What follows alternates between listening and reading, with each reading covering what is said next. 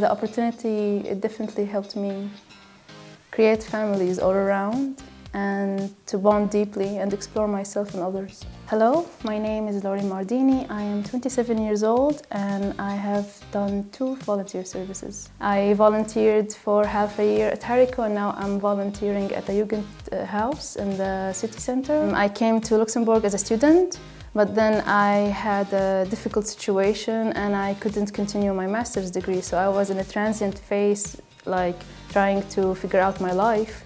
And I explored youth work, I realized fields I've never heard of, and that inspired me to explore places where creativity and youth combine.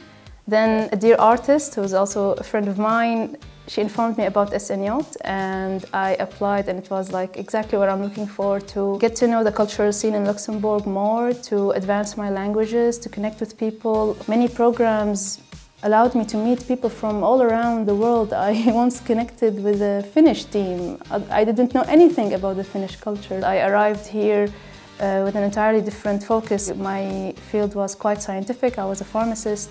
And then when I came here, I realized that I'm facing a cultural shock and I'm facing an identity crisis. And I met people from all around and they really helped me grow and break free.